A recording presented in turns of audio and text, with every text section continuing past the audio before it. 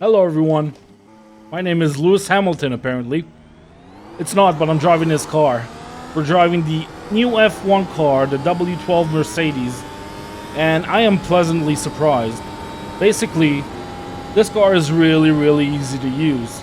I thought it would be difficult, I thought it would be completely overcomplicated. It is quite complicated still, but not as bad as I thought it would be. But the main thing is how easy it is to drive. I'm on cold tires, driving like an idiot, and I'm not dead somehow, magically so. So, in high-speed corners, this is really easy, like stupid easy. And that means it's very pick up and play, it's easy to learn. Thing is, it's incredibly hard to master this thing.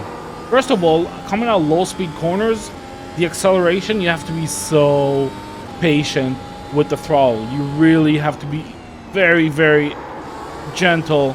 Don't slam it because the rear end will snap.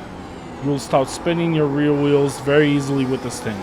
Second thing is, you want to learn how to trust the downforce and the brakes to a point where it doesn't make sense.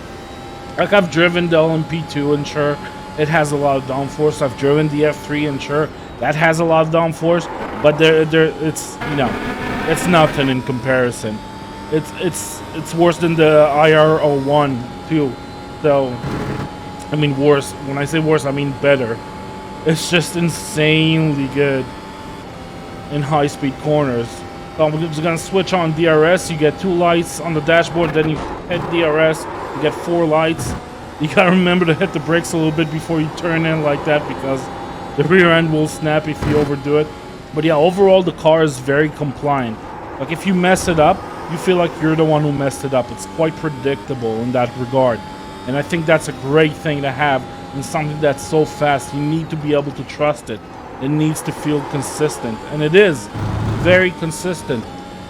Like, if I'll try to overdo it here, I'll feel the rear end just say no. And you know what? It's exactly what you want. I don't have this super high-end direct drive wheel. I got a TSPC belt-driven wheel, which is not bad, but not great either. You know, so I can still feel everything I need to. The force feedback is nice. Even without IR5B, I liked it. With IR5B on a belt-driven wheel, really good. You can feel the curbs and the bumps properly, and the compressions. So really nice. Car looks good. The modeling is really nice. Like, this looks very realistic, and I love the fact that you have a see-through halo. I keep going in there too fast. The car just bounces like crazy. It's surprisingly good on the curbs. Like, it will chew through the curbs. That's another reason why this car is very easy to use. You don't have to be super precise with it. I mean, you do if you want to go fast. So here's the thing: you'll think you're doing decent. Like, you're doing well, and in comes a guy who's 4 seconds a lap faster than you, hands down, 5 seconds a lap faster than you. That's because they learned how to trust the downforce and how late you can actually brake into the corners, which is, you know, insanely late. Like, to a point where I don't understand how they can physically tolerate that much G-force. Oh no. See, I overcooked it on entry, but I just let go of the throttle, maybe hit the brakes a little bit, and it's fine. Didn't want to kill me.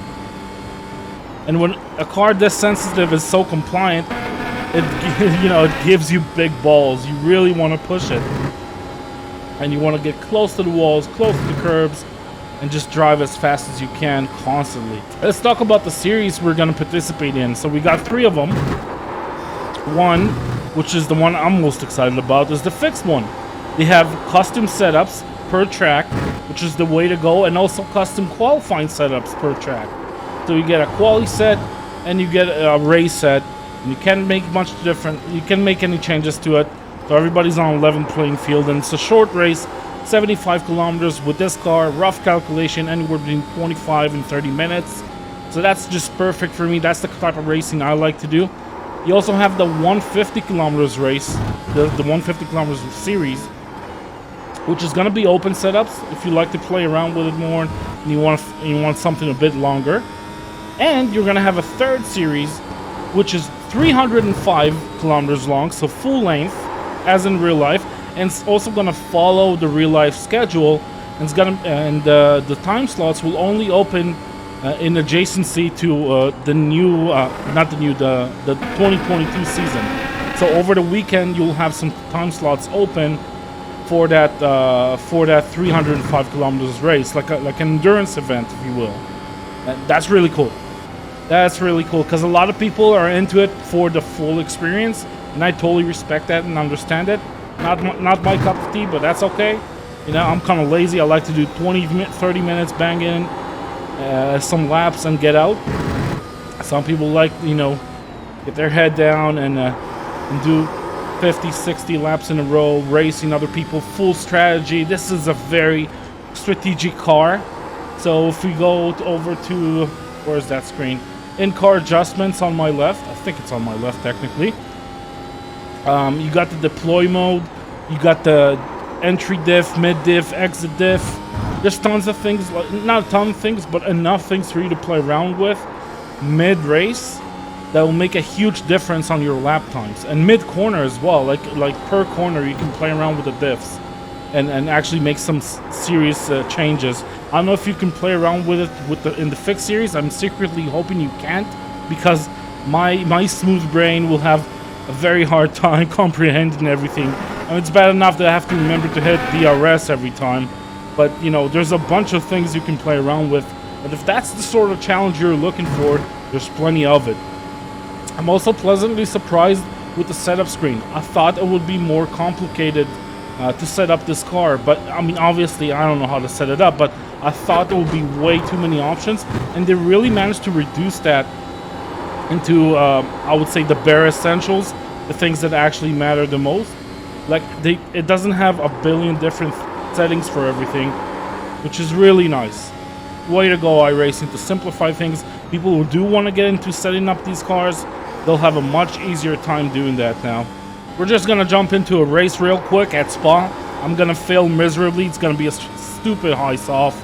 Okay, so 6.9k strength of field, easy split, boys.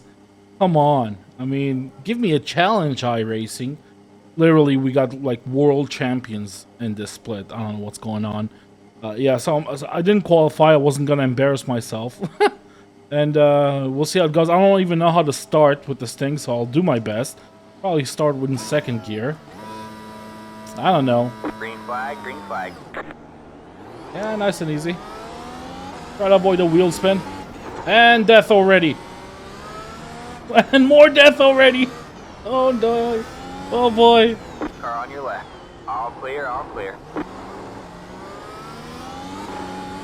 Try to avoid a wheel spin.